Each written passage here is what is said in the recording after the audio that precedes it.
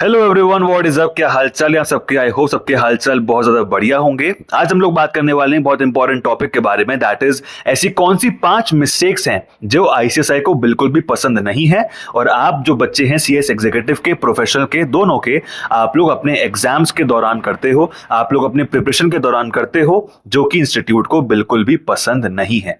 अब बात आती है कि वो 5 मिस्टेक्स कौन सी हैं, ये मैं आपको बताऊंगा, लेकिन उससे पहले बात आती है कि वो 5 मिस्टेक्स इंस्टीट्यूट को पता कैसे चलती है। वो पता चलती है आपके एग्जाम के पैटर्न से, जो आप लोग पेपर में एग्जाम में लिख कर आते हो उसके हिसाब से वो देखकर इंस्टीट्यूट समझ जाता है, कॉपी चेकर समझ जाता है कि आपने किस लेवल की प्रिपरेशन करी है और आपने कौन सी ऐसी मिस्टेक्स करी हैं अपने प्रिपरेशन के दौरान जो कि इंस्टीट्यूट को बिल्कुल भी पसंद नहीं है, जिसकी वजह से आप लोग पास होते होते होते होते रह जाते हो। आप लोग पास होते होते होते रह जाते हो, आप लोग फेल वाली कैटेगरी में एंटर कर जाते हो। सो आज बात करेंगे उसी 5 मिस्टेक्स के बारे में। सो बिना किसी देरी के टॉपिक शुरू करते हैं। The first mistake is don't be lazy mentally if you are going for one group only. जितने भी बच्चे हैं एग्जीक्यूटिव के हो या प्रोफेशनल के हो, दिसंबर 26 का जो अटेम्प्ट है, अगर आप उसमें सिर्फ एक ग्रुप देने जा रहे हो सो आपको मेंटली लेजी नहीं होना है कि हो जाएगा, कर लेंगे, लेक्चर्स कंप्लीट कर लेंगे भैया, रिवीजन हो जाएगा, एक ही तो ग्रुप है, निकल जाएगा। ऐसा नहीं होता है। आप ये मान के चलो कि अब जो है हर अटेम्प्ट में हजारों बच्चा सीएस में एंटर कर रहा है। सो कंपटीशन हर अटेम्प्ट में आपका इंक्रीज हो रहा है, बिकॉज ऐसे बच्चे जो प्रीवियस अटेम्प्ट में फेल हो गए थे वो भी अब एग्जाम्स देंगे और साथ में जो बच्चे नए एड ऑन हुए हैं वो भी अब एग्जाम्स देंगे। सो हर अटेम्प्ट में the number of students are increasing और पासिंग परसेंटेज उनको वही मेंटेन करनी है। सो कंपटीशन इंक्रीज हो रहा है। सो आपको टू दी पॉइंट हर एक चीज को प्रिपेयर करना है। आपको मेंटली लेजी अगर आप हो जाओगे तो आप फिजिकली भी लेजी हो जाओगे, ना फिर लेक्चर्स कंप्लीट करोगे, ना रिविजन्स हो पाएंगी। 3 to 4 रिविजन्स हम लोग को करनी पड़ती है ताकि प्रॉपर माइंड में रिटेन हो हर चीज, हर प्रोविजन, हर लॉ।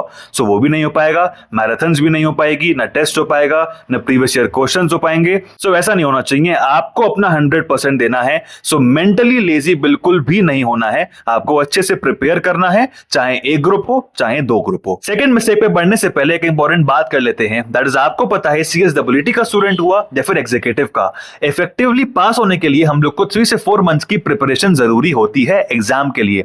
और इसी को मद्देनजर रखते हुए सीएस वाला लेकर आया है exciting batches for CSWT and executive के स्टूडेंट्स के लिए। सीएसडब्ल्यूटी के लिए Sanjeevani 2.0 infinity and infinity pro batches को लॉन्च किया है फॉर नेक्स्ट अक्टूबर 26 के अटेम्प्ट के लिए। एंड एग्जीक्यूटिव के लिए भी आपके Sarv batch, Sarv pro batch and Sarv infinity pro batches को लॉन्च किया है for December 26 and June 27 students के लिए। इसमें आपको मिलने वाले हैं live plus recorded classes with unlimited views, previous year questions, DPPs, notes और बहुत कुछ प्रॉपर गाइडेंस के साथ। और अगर आपको अपने प्रिपरेशन को नेक्स्ट लेवल लेकर जाना है सो सीएसडब्ल्यूटी के स्टूडेंट्स चूज करें infinity and infinity pro batch को, एंड एग्जीक्यूटिव के स्टूडेंट चूज करें सर्व इन्फिनिटी प्रो बैच को, जहां पे आपको हार्ड कॉपी नोट्स मिलने वाले हैं, साथ में previous year questions, 24/7 doubt supporting platform, master test series और साथ में एक खजाना फीचर भी मिलेगा।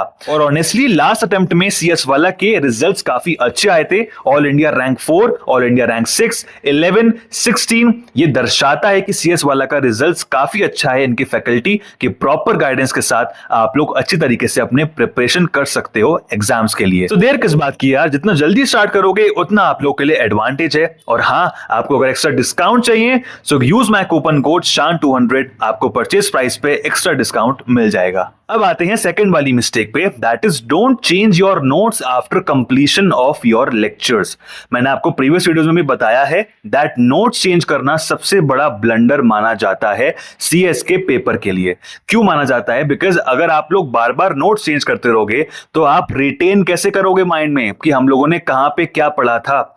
यार देखो, बहुत सारे टीचर्स ऐसे हैं जो कि सब लोग अपनी अपनी मेहनत कर रहे हैं, I am not here to demean anyone, but teachers क्या होता है कि ऑफर्स लाने के लिए बार बार लेक्चर्स कंप्लीट होने के बाद वो समरी नोट्स और क्रक्स नोट्स लेकर आते हैं।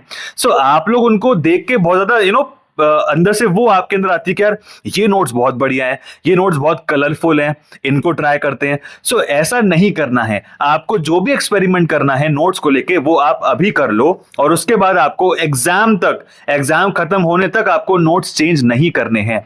अगर आप बीच में नोट्स चेंज करते हो सो माइंड मैपिंग नहीं हो पाएगी, बिकॉज 3 to 4 रिविजन्स एक ही नोट से करे जाते हैं, ताकि आपको एग्जाम में याद आए कि हाँ ये मैंने प्रोविजन किस पेज पे पढ़ा था, किस मैंने पेन से उसको मार्क करा था, किस मैंने हाइलाइटर से उसको मार्क करा था। इस लेवल की माइंड मैपिंग और रिटेंशन जरूरी होती है। बीच में कोई इमरजेंसी है, कुछ चैप्टर वगैरह छूट गया है जिसके नोट्स आपको नहीं मिल पाए हैं, तो आपने कहीं से बोरो कर लिए, दैट इज ओके, बट पूरे नोट्स बार बार चेंज करने की जरूरत नहीं है। आप ही जो है वो पास होते होते फेल वाली कैटेगरी में एंटर हो जाओगे। अब आते हैं तीसरी मिस्टेक पे, दैट इज राइटिंग प्रैक्टिस के लिए कोई सेपरेट टाइम रिक्वायर नहीं होता है। ये बहुत सा एक इंपॉर्टेंट और एक बहुत ही कॉमन मिथ है जो कि सीएस के स्टूडेंट्स में मैंने देखा है। वो बार बार मुझसे पूछते हैं कि भैया हम राइटिंग प्रैक्टिस कब करें, राइटिंग प्रैक्टिस के लिए कब टाइम निकालें। मैंने ये पहले भी बोला है दैट राइटिंग प्रैक्टिस के लिए कोई सेपरेट टाइम नहीं निकाला जाता है। राइटिंग प्रैक्टिस का मतलब क्या होता है कि आपको एक स्पीड मेंटेन करनी है और साथ में आपको क्वेश्चन समझ के क्या एक पैटर्न में आंसर लिखना है वो आपको डिटरमाइन करना, ताकि एग्जाम में आप टाइम उस पर वेस्ट ना करो। तो राइटिंग प्रैक्टिस सबसे पहले आपकी होती है जब आप लोग अपने हाथ से नोट्स बनाते हो during the lectures. Writing practice दूसरी होती है जब आप लोग सेकंड रिवीजन के बाद अपना इंस्टीट्यूट के सैंपल पेपर सॉल्व करते हो, वो भी तो एक तरीके की राइटिंग प्रैक्टिस ही है ना।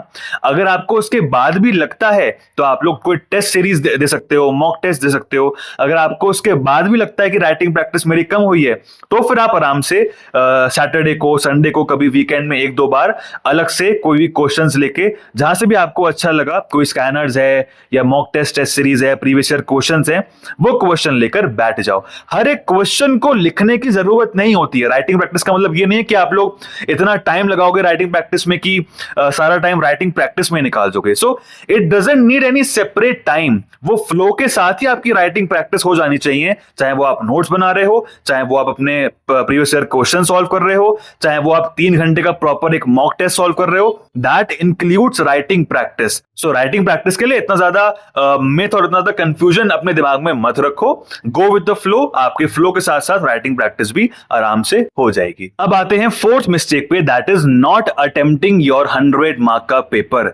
आप लोग बच्चे एम ही नहीं करते हो कि मुझे 100 मार्क का अटेम्प्ट करना है। आप लोग जब घर से निकलते हो तो अब ये सोच के निकलते हो कि यार हमें अपना बेस्ट देना है, बट उस बेस्ट में 100 मार्क का पेपर वाला जो एक पॉइंट है, जो एम है, वो लेकर चलना होता है। अगर आप 100 मार्क का अटेम्प्ट ही नहीं करके आ रहे हो तो आप मान के चलो कि आपकी वैल्यूएशन 100 में से नहीं हो रही है। That is very common. वो बहुत ऑब्वियस सी बात है कि आपको सोचो कि आपने अगर सिर्फ 80 का अटेम्प्ट करा, 85 का अटेम्प्ट करा, तो आपकी वैल्यूएशन उसी में से होगी और उसमें से फिर आपको 40 लाना, 50 लाना, 60 लाना बहुत मुश्किल हो जाता है, बिकॉज कॉम्पिटिशन इंक्रीज हो रहा है। सो ऑब्वियस सी बात है। सो एम करना है किसी भी तरीके से कि हमें 100 मार्क का अटेम्प्ट करके आना है।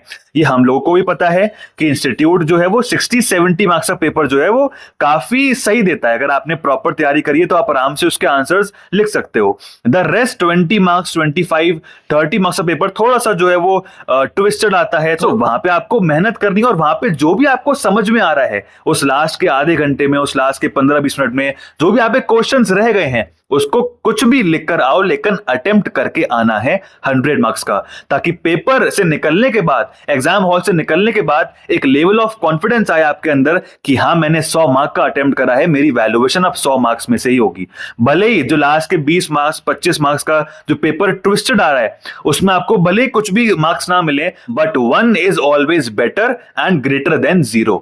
अगर हम अटेम्प्ट नहीं करके आएंगे तो 0 हमें मिलने ही वाला है, बट अगर हम अटेम्प्ट करके आए और शायद हमें 1 मार्क, 2 मार्क, 3 मार्क भी मिल जाए तो क्या पता वो हमारी एग्रीगेट बना दे, क्या पता वो हमें एग्जम्पशन तक ले आए। अंदर से एक खुशी होनी चाहिए कि हाँ मैंने आज का पेपर जो है वो 100 मार्क्स का अटेम्प्ट करा है, तब जाके बात बनेगी और तब जाके आप पास वाली कैटेगरी में एंटर करोगे। अब आते हैं लास्ट मिस्टेक पे, दैट इज फिफ्थ मिस्टेक, कि आप लोग एक्सेसिवली बहुत लिखते हो और बहुत बी शीट, सी शीट, एक्स्ट्रा शीट्स लेते हो एग्जाम में, जो कि आपको बिल्कुल भी नहीं लेनी है।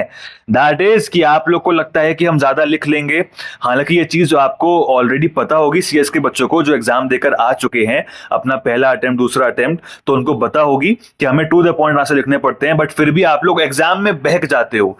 क्या सोचते हो कि यार लाओ मैं थोड़ा सा एक्स्ट्रा लिख ही लेता हूं, क्या पता एग्जामिनर, क्या पता कॉपी चेकर जो है वो इंप्रेस हो जाए। बट ऐसा नहीं होता है। कॉपी चेकर को एक बात हमेशा ध्यान रखना, कॉपी चेकर और आपका एग्जामिनर को कभी अपनी जगह रख के देखा करो कि अगर आपके पास कॉपी चेक होने के लिए आ रही है तो आपको यही लगना चाहिए कि यार एक शीट काफी है, एक शीट काफी है। अगर आपकी राइटिंग बड़ी है तो बी शीट बस। इसके आगे अगर आप लिखते हो there is something which is fishy, there is something जो आपने एक्सेस लिखा है जिसकी कोई भी नीड नहीं है। सो एक शीट काफी है पूरा 100 मार्क का पेपर अटेम्प्ट करने के लिए। बट फिर मैं कह रहा हूं कि राइटिंग अगर थोड़ी सी बड़ी है या कहीं पे आपने एक्स्ट्रा लिखा है तो आप बी शीट आराम से लो, ये आपका राइट है। But don't write to excessively assuming कि आपको एग्जामिनर, आपका कॉपी चेकर जो है वो एक्स्ट्रा मार्क्स दे देगा। ऐसा बिल्कुल भी नहीं होने वाला है। वो उल्टा आपके यूनिफॉर्मिटी के, मॉडरेशन के मार्क्स काट लेगा। बहुत सिंपल है और पहले भी बहुत बच्चों के मार्क्स कटे हैं इस चीज के लिए।